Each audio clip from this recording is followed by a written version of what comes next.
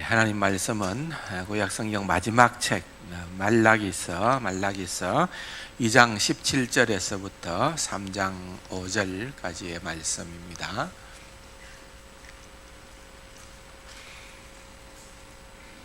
함께 읽도록 하겠습니다. 너희가 말로 여호와를 괴롭게 하고도 이러기를 우리가 어떻게 여호와를 괴롭게 드렸나이까 하는도다. 이는 너희가 말하기를 모든 악을 행하는 자는 여호와의 눈에 좋게 보이며 그에게 기쁨이 된다 하며 또 말하기를 정의의 하나님이 어디 계시냐 함이니라. 만군의 여호와가 이르노라. 보라, 내가 내 사자를 보내리니 그가 내 앞에서 길을 준비할 것이요 또 너희가 구한 바 주가 갑자기 그의 성전에 임하시리니 곧 너희가 사모하는 바 언약의 사자가 임하실 것이라. 그가 임하시는 날을 누가 능히 당하며 그가 나타나는 때에 누가 능히 있으리요. 그는 금을 연단하는 자의 불과 표백하는 자의 잿물과 같을 것이라. 그가 은을 연단하여 깨끗하게 하는 자같이 앉아서 레위 자손을 깨끗하게 하되 은금같이 그를 연단하리니 그들이 공의로운 제물을 나 여호와께 바칠 것이라. 그때에 유다와 예루살렘의 봉헌물이 옛날과 고대와 같이 나 여호와께 기쁨이 되려니와 내가 심판하러 너희에게 임할 것이라.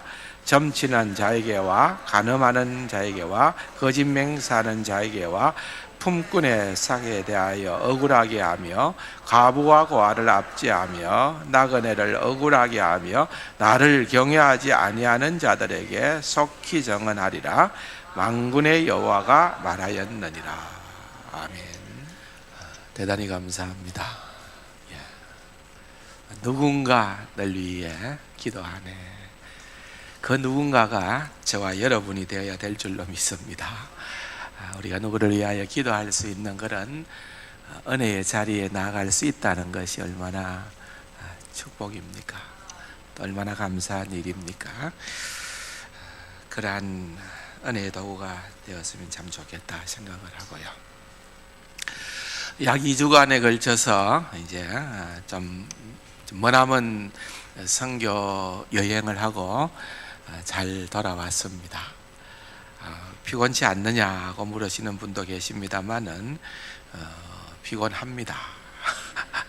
피곤은 하지만은 참 잘 갔다 그렇게 생각이 드는 것이, 제가 다른 지역 선교지를 방문하고 오면은 뭐 여러분들이 별로 관심이 없는데 이번에는 그래도 고생했지요 이렇게 물으시는 분들이 꽤 많이 있으신 걸 볼 때에 아프리카를 진작 갔다 올 걸 하는 생각도 들기도 합니다. 근데 사실 참 멀더라고요. 생각보다 참 멀었어요. 거의 뭐 하루를 가야 되는, 시간적으로는 보면은 그런데 사실은 이제 비행기는 긴 시간을 간다 하는 이런 사전에 마음가짐을 갖고 갔습니다. 그렇기 때문에 이건 당연히 길 것이다 하고 탔는데, 이제 우간다에 딱 도착을 했는데 마중 나오신 분이 2시간이면 됩니다. 2시간도 사실은 좀 길잖아요. 목적지까지 차로 2시간 정도면 됩니다 하는데 차를 탔는데 9시간을 가는 거예요. 이게 더 힘들었어요. 차도 뭐 우리나라처럼 많은 것도 아니에요. 그냥 그렇잖아요. 아프리카니까 차가 많지는 않은데 길이 외통길밖에 없어요. 그러니까 차가 서면 같이 서야 되고 이동할 수가 없는 거예요. 그냥 주차장을 방불하게 하는 그래서 사실은 가서 좀 선교사님들도 만나고 선교지도 보고 보너스로 동물의 왕국인 사파리도 좀 보고 막 이렇게 하려고 갔는데 동물 동자도 못 보고 왔습니다.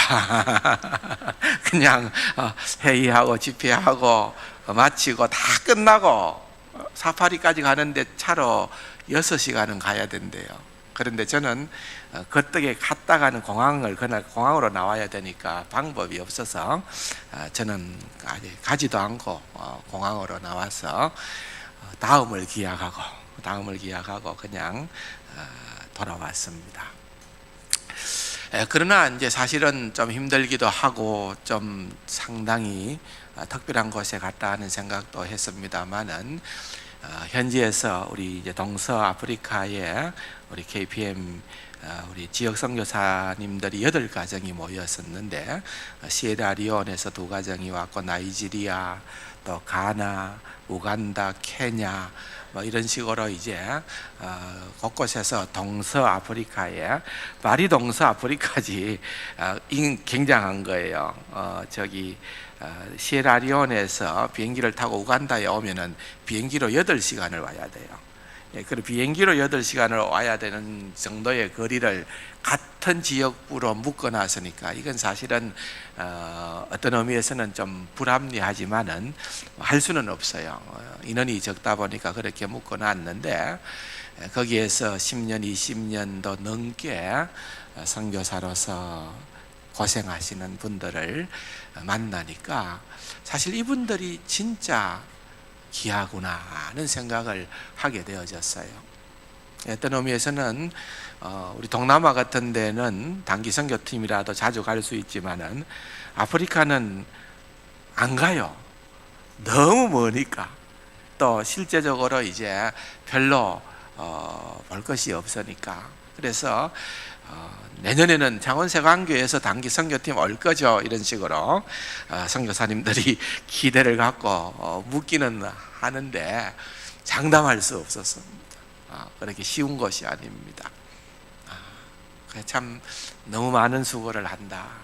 그분들에게 조금이라도 격려가 되고 위로가 되고 또 그렇게 사기를 올리는 일들을 하고 올 수 있었다는 것 자체가 감사하고 그런 걸 생각을 하니까 피곤이 좀 풀리더라고요.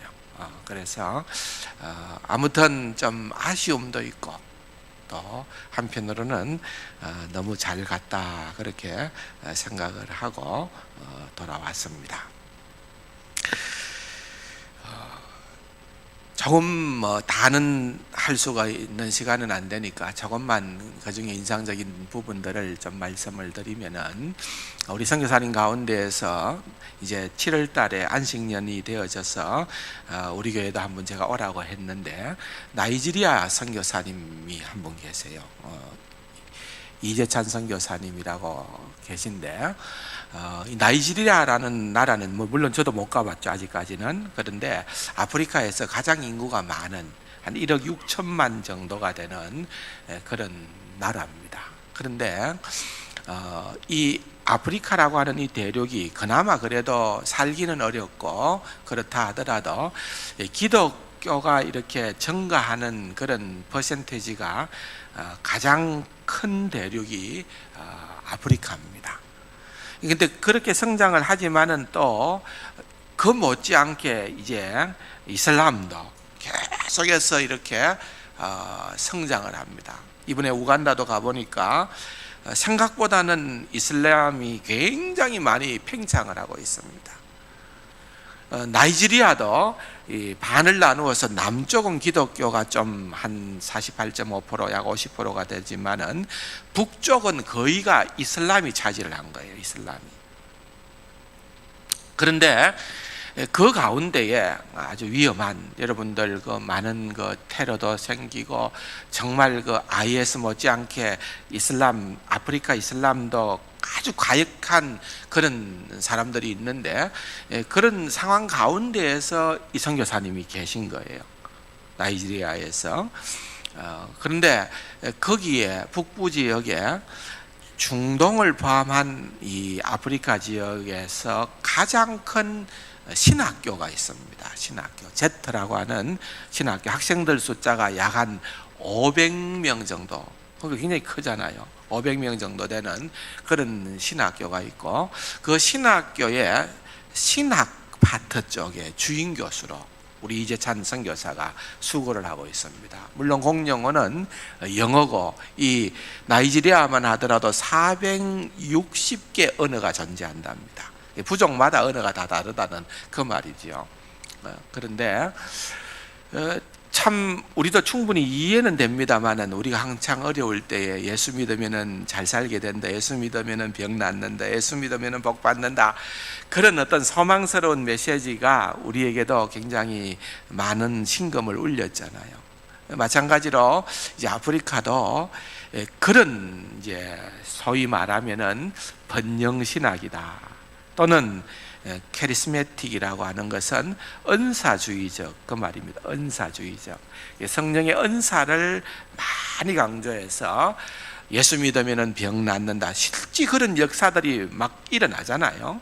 예수 믿고 성령 받고 충만하고 방언하고 막 이런 체험 위주의 신앙이 주를 이루다 보니까 기독교, 우리가 소위 말하는 이제 오늘도 이제 주로 생각을 하게 되어지는 표현은, 우리는 개혁교회에 소속돼 있잖아요. 개혁교회 가운데의 한 가지인 장로교회, 우리는 장로교회다 내지는 개혁교회다 할 때는 적어도 루터와 칼빈이 주장을 했던 그 주장이 가장 말씀 중심의 주장이요 교회다는 것을 인정하기 때문에 우리는 말씀 중심의 교회로 세워가는 것을 목표로 하고 있는 겁니다. 그래서 개혁교회, 우리 KPM 선교사들이 어느 지역에 어느 나라에 가 있든지 최종 목표는 개혁주의적 교회를 세우는 것이 목표입니다. 근데 거기에는 기독교 퍼센테지는 높다고 하지만은 사실은 거의 대부분은 로만 캐톨릭입니다. 우간다만 하더라도 십자가가 있는 곳은 우리가 교회 있다 이러니까 그건 교회가 아니에요. 전부 다 성당이에요. 교회는 성당과 구별하기 위해서 십자가를 안 짓는 거예요. 십자가를 세우질 않는 거예요. 그러니까 기독교의 범주 가운데에서 거의 대부분의 퍼센테지가 로만 캐톨릭이고, 또 그 가운데에서 조금 전에 얘기했듯이 이런 어떤 오순절주의 계통의 또는 성령의 은사 체험 중심의 그런 교회가 다수를 이루고 있기 때문에 건강한 교회, 말씀 중심의 교회가 사실은 세워지는 것이 너무 어려운 거예요. 그걸 주장을 하면은 이단 비슷하게 간주를 받는 거예요. 쉽지 않습니다. 그래서 우리 선교사님들이 너무 귀한 거예요.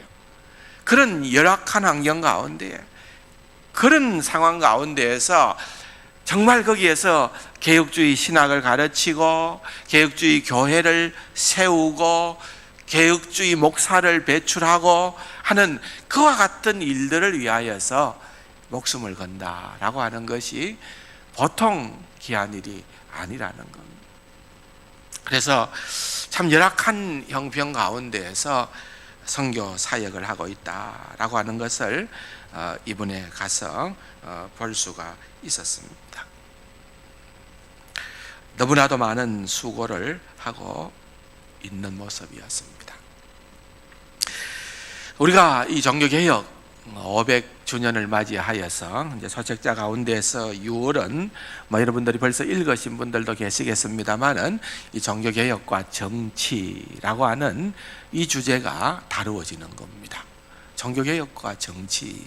이번 6월 달에 이 책이 좀 생각보다는 이번 달 주제는 워낙 주제가 주제인 만큼이나 쉽지는 않아요. 읽어보면은 쉽지는 않으나 그러나 반드시 읽으면 좋아요. 아주 좋습니다. 보통 우리는 정치한다라고 하는 그 말을 즐겨 사용하지는 않습니다. 싫어합니다. 그런데 다스린다, 그것도 특별히 우리가 지도를 뽑아서 나라를 다스리는 일을 그렇게 위임을 할 때에는 잘 다스리는 지도자가 되어지는 것이 얼마나 중요한 일인가. 아무리 강조해도 우리가 지나치지가 않는 겁니다. 그런 의미에서 볼 때 사실은 우리가 관계 맺고 있는 모든 삶이 누구에게 어떤 영향력을 끼치거나 받거나 하는. 그래서 사실은 이런 정치나 통치와 같은 단어는 사용하지 않았지만은 우리의 삶의 영역에 이 부분이 없는 경우는 거의 없다는 겁니다. 굉장히 중요합니다. 한 사람의 지도자가 어떻게 세워지느냐에 따라 가지고 온 나라가 공경에 처할 수 있습니다. 김정은이 한 사람 때문에 북한 주민이 저렇게 혹사를 당하고 있는 것을 우리는 알고 있는 겁니다. 이번에 우간다를 가보니까 우간다도 그런 것 같아요. 후진 국가일수록 권력을 잡은 사람이 힘이 있습니다. 우리는 지금 트래픽을 당해가지고 차가 그냥 선이 많이 이런 식인데 갑자기 막 요란한 소리가 울리면서 쫙 그 비좁은 틈 사이로 경찰차, 군인차, 호위 차량과 함께 쫙 차량이 빠집니다. 그냥 거침없이 달립니다. 대통령인지 몰라요. 누군지는 모르겠어요. 대통령 궁이 저기다 하는 얘기는 들었습니다만 대통령일 수도 있고 대통령과 관련된 사람일 수도 있고 정부의 또는 고관일 수도 있습니다. 그런데 그 사람들은 불편함이 조금도 없습니다. 아무리 차가 많아도 자기들이 다니는 데는 불편함이 없는 겁니다. 오히려 백성들이 좀 더 그런 어려운 환경에 처해 있으면은 딴 생각 못 하니까 그런 것을 방치하는 것도 아닌가 생각이 들더라고요. 지도자가 자기를 위시한 함께하는 소수의 무리들을 위하여서 정치를 하느냐? 그렇지 않으면 진짜 제대로 된 정치를 하느냐?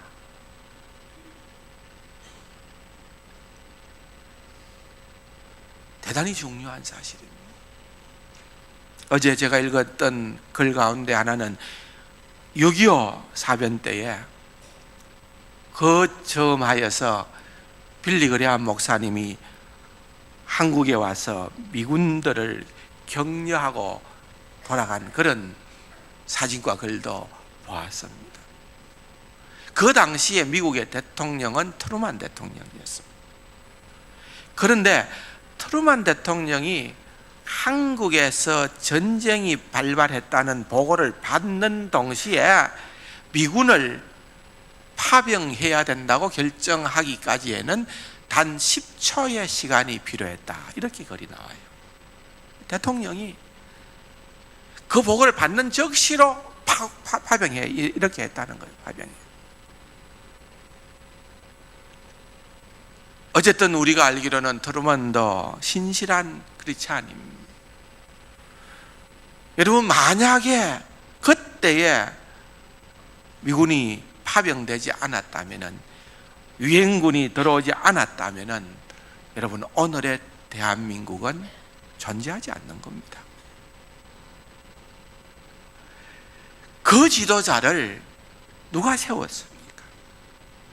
하나님이 세우신 것입니다. 어떤 지도자를 세워놓느냐? 여러분, 역사가 달라질 수 있다는 겁니다. 정치 대단히 중요합니다. 보편적으로 우리는 일반적으로 신앙과 정치를 분리를 하지요. 그래서 우리는 그냥 신앙생활만 잘하면 되는 것이고, 정치는 일반 언정 가운데 하나님께서 세운 그 사람들이나 하는 것이다 하고 그렇게 간주하는 경향이 보수적인 신앙을 가진 사람들에는 많이 있습니다. 또 어떤 경우에는 진보적인 성향의 신학을 가지고 있는 목회자들 가운데나 성도들은 아주 적극적으로 사회를 변혁시켜야 되기 때문에 교회보다 그와 같은 일들에 더 목숨을 걸고 달려가는 그런 사람들도 있다는 겁니다. 신학의 문제예요. 종교개혁과의 정치, 여러분, 그냥 종교개혁이라고 하는 것이요, 하늘에서 뚝 떨어진 어떤 개혁이 아닙니다.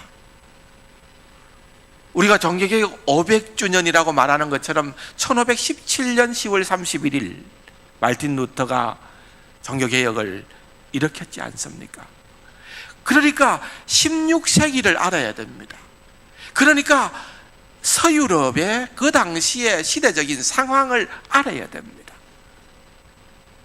또한 말틴 루터와 그 당시의 칼빈과 쩌빙글리와 또는 각 나라별로 있었던 하나님께서 사용하셨던 그런 종교개혁자들에 대한 내용들도 우리가 알아야 됩니다. 왜? 만약에 그들이 없었다고 하면은 지금 우리가 말하는 종교개혁은 아닌 것입니다. 없었습니다. 영어로 종교개혁을 리포메이션이라고 그럽니다. 그런데 그냥 리포메이션이라고만 얘기하지 않고 정관사 더를 붙입니다. 더 리포메이션이라고 그럽니다. 왜냐하면 개혁하는 일, 그런 사건이나 일들은 나라별로 시대별로 너무 많았다는 거죠. 그런데 16세기의 그 개혁운동은 유난한 것이다, 특별한 것이다, 유일한 것이다 라고 하는 관점에서 더 리포메이션이라고 불렀습니다.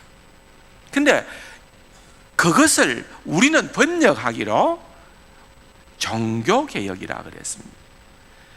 영어로 리포메이션이라는 말은 개혁이라는 말이에요. 개혁. 종교개혁이 아닙니다. 개혁입니다. 종교개혁이라고 할 때는 religious라는 단어를 넣어야 됩니다. 그런데 16세기는 종교개혁이 아니라 리포메이션이라는 거예요. 개혁이라는 말이에요. 왜 그런 표현을 썼느냐 하는 내용이 있습니다. 생각을 해보십시오. 원래 기독교는 우리가 예수님을 생각하고 사도 바울을 생각하고 12제자를 생각하면은 다 어려운 가운데서 핍박받은 종들이었습니다. 그런데 이제 기독교가 그런 핍박 가운데에서 정말 부흥하고 성장하고 발전을 해가는 가운데에서 313년에 콘스탄티누스 대제가 로마 황제지요, 더 이상 기독교를 박해할 만한 종교가 아니고 믿을 만한 종교라고 인정을 했습니다. 공인을 했습니다. 그 바람에 이제까지는 기독교를 박해하는 종교로 생각을 했지만은 이제는 기독교가 드러나게 되어졌습니다.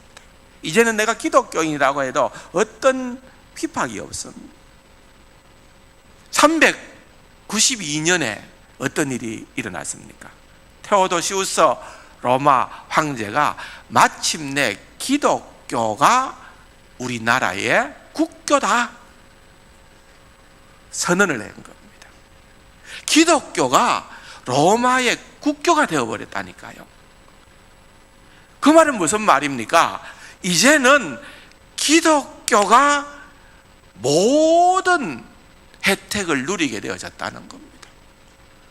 이제는 교회가 단순한 핍박받는 교회가 아니라 뭔가 로마의 위치를 차지할 만한 사람, 출세하고 싶은 사람, 성공하고 싶은 사람들은 나는 스스로 크리스찬이라고 밝히든지 그렇지 않으면은 인체라도 해야 되는 거예요. 그러므로 그 당시에 교회는 막강한 힘을 가지게 되어진 겁니다. 그래서 사회 전 분야의 교회가 영향력을 펼치게 됩니다. 문화면 문화, 학문은 학문, 또는 정치면 정치, 모든 영역에서 교회가 쇠를 과시하게 된 겁니다. 교황의 권위는 하늘을 치솟아 올랐습니다. 왕도 교황이 싫어하면은 단칼에 날아갈 수밖에 없는 그런 때를 맞이하게 된 겁니다.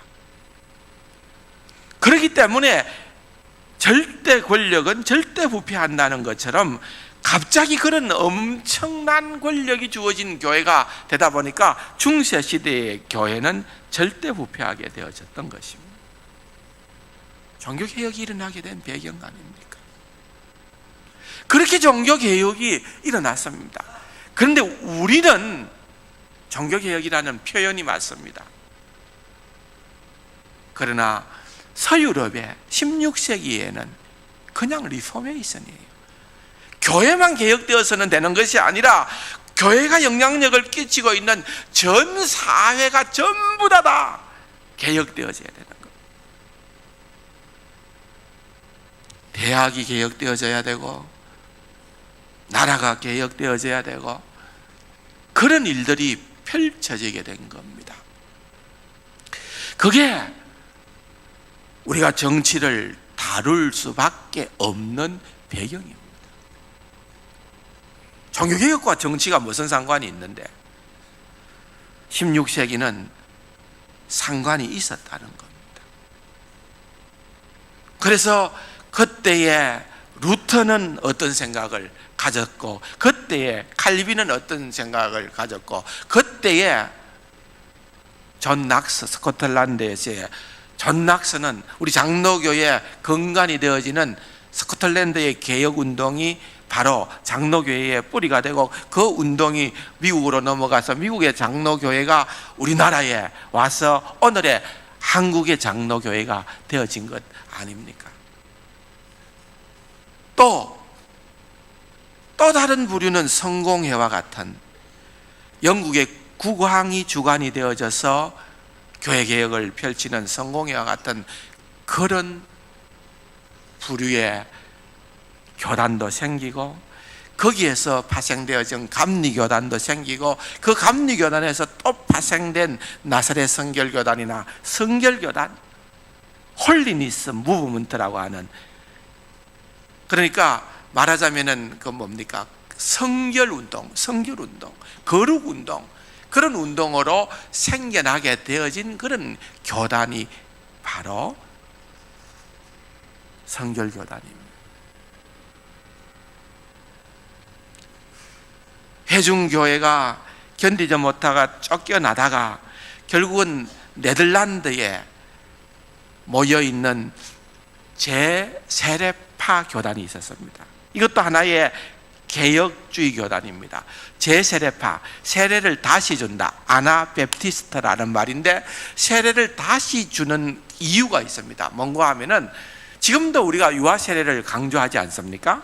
그 뿌리는 성경에 있습니다. 그건 다음에 설명하기로 하고, 어쨌든 이 제세례파는 자신이 믿음을 고백하는 그 순간이 제일로 중요하기 때문에 내가 어렸을 때 유아 세례를 받았어도 그것은 소용없는 일이고 내가 믿음을 고백할 때에는 세례를 받는다라고 주장을 하는, 그리고 세상은 철두철미 악의 구렁텅이이기 때문에 우리는 세상하고는 구별되어서 우리만의 집단으로 우리만 모여서 구별된 삶을 살아가야 된다라고 주장하는 것이 바로 그들의 주장이었습니다. 세상을 경원하고 국가를 부인하고 자기들만의 그러한 삶을 강조했기 때문에 결국은 그들은 뿌리를 내리지를 못하고 소멸이 되어졌습니다. 그런데 그 제세례파의 영향을 받아서 쫓겨난 회중교회가 세례가 아니라 세례를 더욱 강조한 거죠. 몸을 담그는 침례까지도 필요하다라고 주장을 하면서 나오게 된 것이 침례교단입니다. 이런 어떤 가지들이 개혁주의, 개혁운동의 그 후반기로 되어지면은 생겨나게 되어졌던 그런 교단이었다는 것을 우리는 보게 되어집니다. 주장이 다 다르겠죠. 그런데 오늘 이 시간에 우리가 한 가지만 생각을 하려고 하는 정치는 좀 구분이 갑니다만은 이 책을 읽으시면 될 거고요. 그 가운데에 요약해서 한마디만 말씀을 드리면은 루터도 그러했고, 좀 다릅니다. 주장은 다릅니다만은 근본적으로 들어가 보면은 루터도 그러했고 칼빈도 그러했지만은 하나님께서 교회만 다스리는 것이 아니라 하나님께서 국가 권력도 인정해 주셨다. 하나님께서 주신 그것이다. 그래서 우리가 세상을 경원시하거나 무시하거나 세상을 담을 쌓고 살아가는 것은 개혁주의자들의 태도가 아니다. 개혁신앙을 가지고 있는 우리는 국가의 위정자들을 위해서 기도해야 되고 그들을 위해서 협력해야 되고 우리가 그와 같은 가운데에 우리의 역할을 잘 감당할 수 있도록 들어가야 된다. 그러나 또 들어가서 보면은 칼빈은 주장하기로 그러나 권력의 충돌이 있을 수가 있다. 예를 들면은 더 큰 권력, 하나님을 우리가 인정하는 자들이기 때문에 국가 권력이 하나님의 법의 질서, 말씀의 질서와 거슬리게 될 때는 우리는 하나님의 법에 따르는 자들이 되어야 된다 라고 하는 그런 원리를 가지고 있었습니다. 그러므로 개혁주의자들이 얼마나 중요한 성경적 원리를 가지고 훈련을 시켰는지 모르는 것입니다. 그렇게 되어진 결과로 유럽이 변화되게 되어졌고요. 오늘날 우리에게까지 복음이 신기워지게 된 것입니다. 여러분, 우리는 믿어 의심치 않는 것이 하나님이 다스리신다는 겁니다. 모든 영역에서 하나님께서 다스리고 통치하신다는 겁니다. 그렇기 때문에 우리는 하나님의 그 다스림, 통치, 또 다른 말로 하면은 하나님의 정치에 대해서 어떤 태도를 지내야 할까? 오늘 본문을 통해서 간략하게 결론을 짓기를 원합니다. 오늘 본문의 17절에 보면은 이 내용은 무슨 말인가 하면은 포로에서 돌아온 하나님의 백성들이 하나님을 향하여서 원망하고 불평하는 그런 이야기입니다.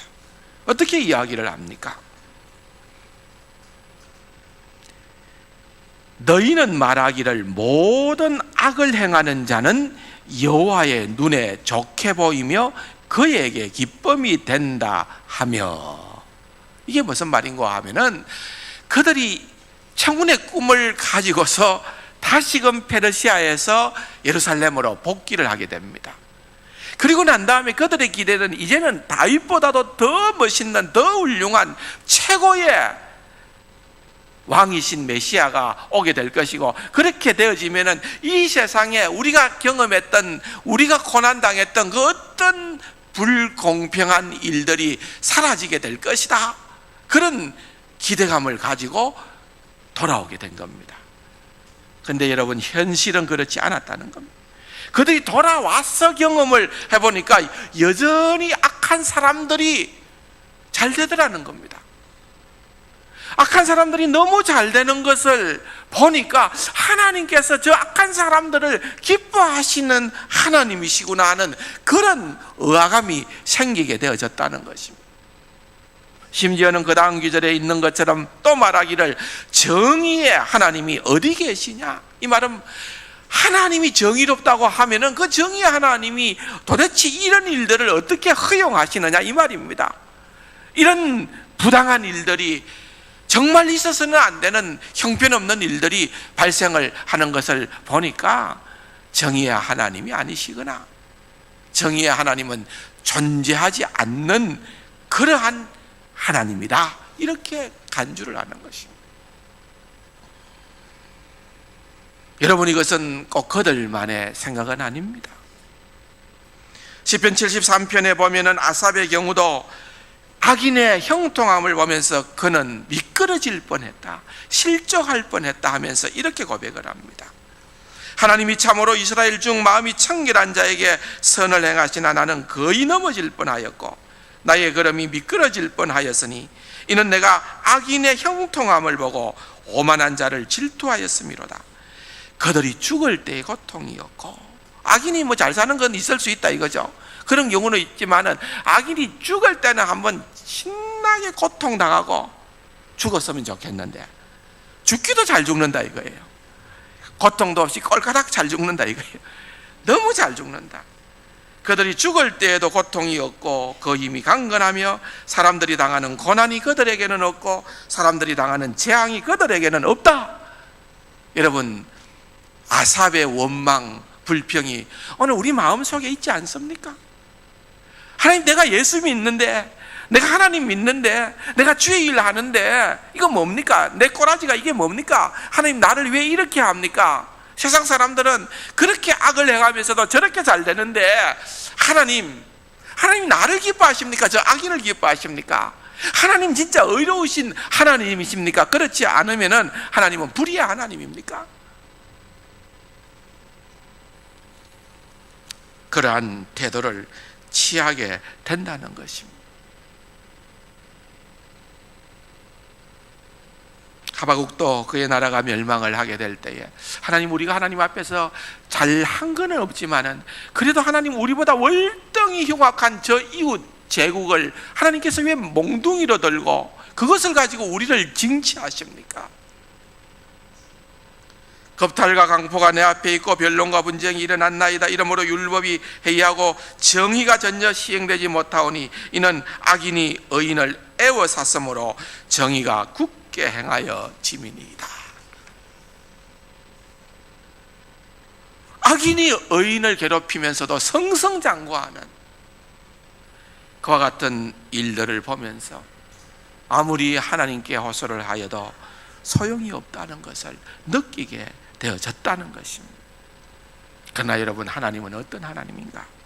오늘 본문의 3장에 보면은 1절에 만군의 여호와가 이르노라, 보라 내가 내 사자를 보내리니 그가 내 앞에서 길을 준비할 것이요 너희가 구하는 바 주가 갑자기 그의 성전에 임하리니.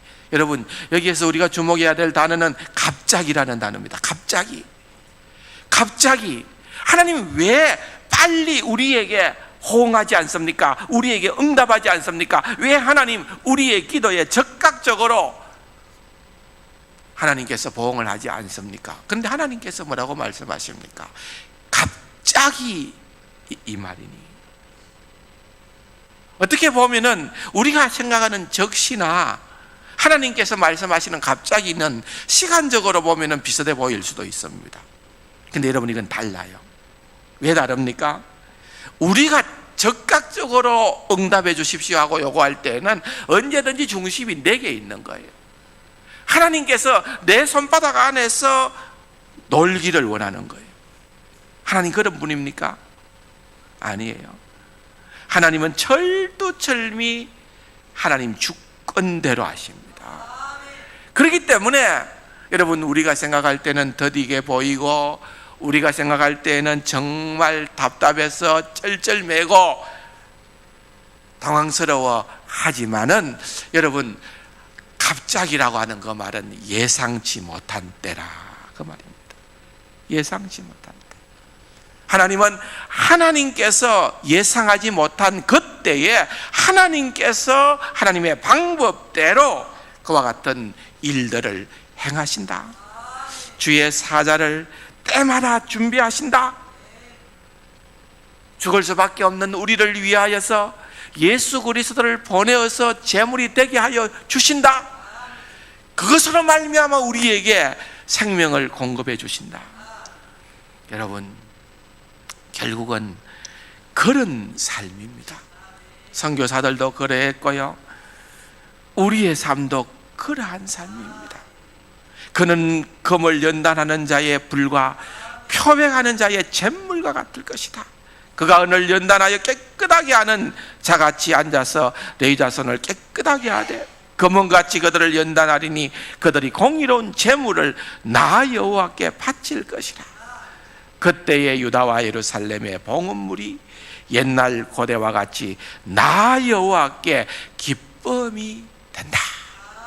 여러분, 우리를 연단하고 우리를 다듬으시고, 그래서 하나님이 받으실 만한 그런 기쁨의 제물이 될 수 있도록 해 주시겠다, 그 말입니다.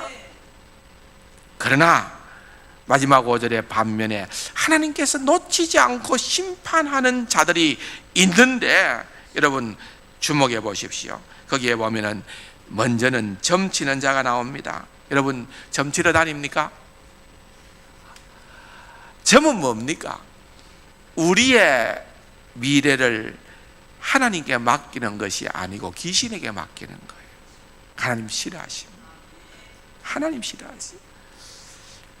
참 말이 안 되잖아요. 예수 믿는 점치러 가는 자. 그런데 있답니다. 있대요. 예, 우리 창원세강교회 성도님들 중에는 그런 성도님들이 없기를 바랍니다. 오늘 본문을 보십시오. 하나님이 가만 안 둔대요. 제가 공갈 치는 겁니까? 아니에요. 5절에 내가 심판하러 너희에게 임할 것이라 명확하게 말씀을 하십니다. 점치는 자에게와 간음하는 자에게와 거짓 맹세하는 자에게와 품꾼의 사기에 대하여 억울하게 하며 고아와 가부와 고아를 압제하며, 다 사회에서 힘없는 자 아닙니까? 소외된 자 아닙니까? 그런 자들을 이용하는 자들은 심판을 받게 된다는 것입니다. 그런데 여러분, 그 가운데에서 주목해야 되는 것 가운데 하나는 나를 경외하지 아니하는 자들에게도 내가 심판하겠다. 여러분, 중요한 말입니다. 하나님을 경외하는 자, 다시 말하면 하나님의 통치, 하나님의 정치, 내 생각, 내 뜻하고는 맞지 않을 수 있고, 또한 내가 기대한 것하고는 다를 수 있지만은, 그러나 여러분, 하나님을 경외하시기를 바랍니다. 하나님은 옳습니다. 하나님은 살아계십니다. 하나님은 위대하십니다. 그 하나님께 절대적으로 순종하는 삶을 살아서 하나님을 경외하지 않는 자들은 하나님께서 심판하시겠다고 그랬습니다. 무서운 말입니다. 하나님께서 주신 국가 권력을 가지고 하나님을 경외하지 않으면은 하나님께서 심판하신다니까요.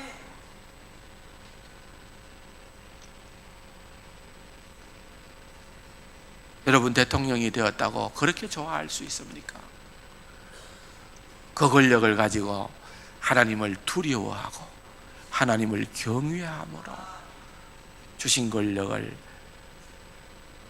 섬김의 리더십으로 우리 예수님처럼 받들어 섬겨야만 하나님께서 기뻐하신다는 것입니다. 그런 위정자들과 그런 국민들이 되어지기를 간절히 바라면서 우리가 먼저 그와 같은 일들의 본이 되고 주님 앞에서 살아가는 귀하고 복된 우리 세강 가족들이 되기를 주님의 이름으로 축원합니다. 좋으신 아버지 하나님, 큰 주제입니다. 정치와 종교개혁. 그러나 아버지 하나님, 이것이 꼭 우리가 담아야 될 귀한 원리임을 깨닫게 하여 주옵시고, 존귀하신 하나님의 뜻에 맞추어 우리의 삶을 살아갈 수 있는 귀하고 복된 세강 가족들이 다 되게 하여 주옵소서. 예수님의 이름으로 감사기도 드립니다. 아멘.